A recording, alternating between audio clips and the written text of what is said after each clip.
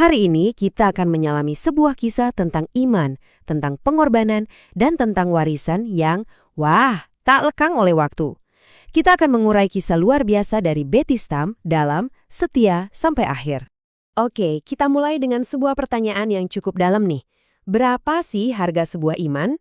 Bagi sebagian orang, mungkin iman itu sumber ketenangan ya. Tapi bagi seorang wanita bernama Betty Stam, iman menuntut pengorbanan tertinggi. Dan kisahnya ini akan membawa kita pada jawabannya.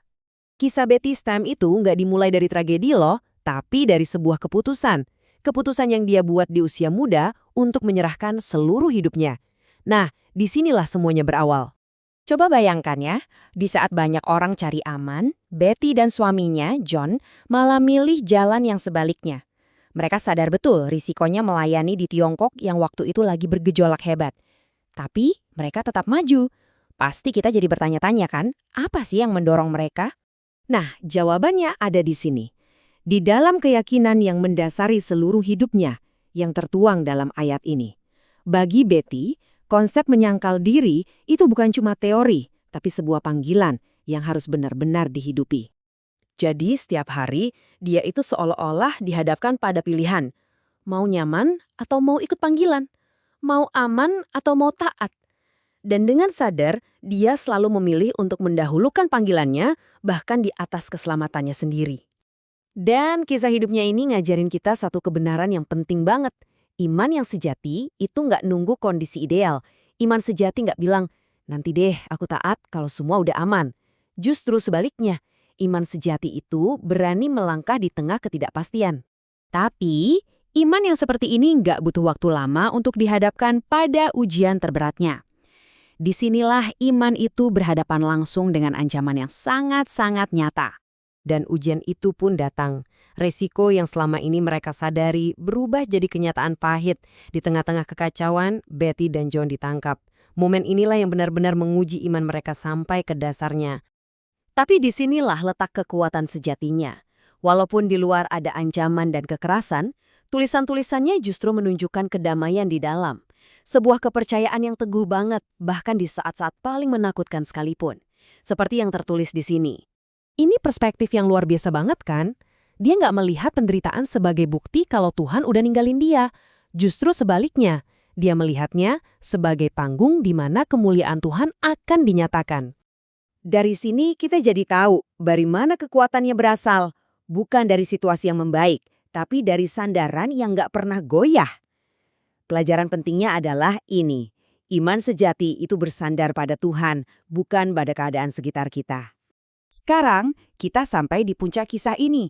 Sebuah bagian yang bicara tentang pengorbanan dan tentang kehidupan baru yang muncul dari situ dengan cara yang gak terduga. Ya, hasil akhirnya sangat tragis. Karena iman mereka, karena mereka menolak untuk menyangkal kepercayaan mereka, Betty dan John Stam harus membayar harga yang tertinggi. Mereka dieksekusi. Tapi ceritanya nggak berhenti di situ. Di tengah-tengah tragedi yang kelam itu, ada satu keajaiban.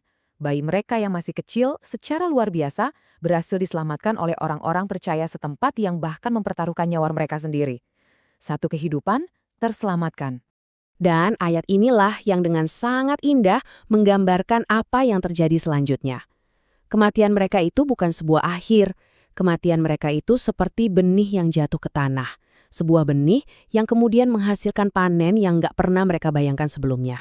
Berita kematian mereka menyebar cepat sekali, dan kisah iman mereka menginspirasi ribuan orang di seluruh dunia. Banyak sekali anak muda yang bangkit dan berkata, kalau Kristus begitu berharga bagi mereka sampai rela mati, berarti ia juga berharga untuk hidupku. Kisah ini membuktikan sebuah prinsip abadi. Pengorbanan yang didasari keyakinan mendalam itu nggak pernah sia-sia. Dampaknya seringkali jauh lebih besar dari apa yang bisa kita bayangkan saat itu juga. Hidupnya memang singkat, tapi dampaknya luar biasa panjang. Nah, mari kita lihat warisannya. Sebuah warisan yang terus berbicara sampai hari ini. Betty Stam itu nggak meninggalkan harta, bangunan, atau organisasi besar. Warisannya itu sesuatu yang jauh lebih kuat, sebuah teladan, contoh nyata dari iman yang tanpa kompromi. Kisahnya seakan menempatkan dia di dalam barisan para pahlawan iman sepanjang sejarah.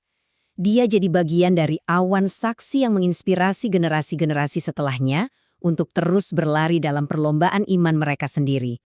Ini meninggalkan kita dengan pemahaman yang dalam soal warisan. Kekuatan sebuah kesaksian hidup itu nggak dibatasi oleh waktu.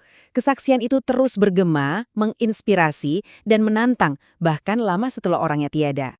Jadi, setelah dengar kisah yang luar biasa ini, apa artinya buat kita hari ini?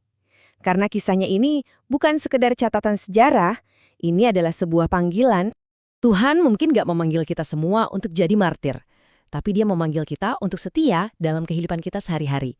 Setia waktu pekerjaan terasa menekan, setia waktu masa depan terasa menakutkan, dan setia bahkan ketika melakukan hal yang benar itu rasanya mahal sekali harganya.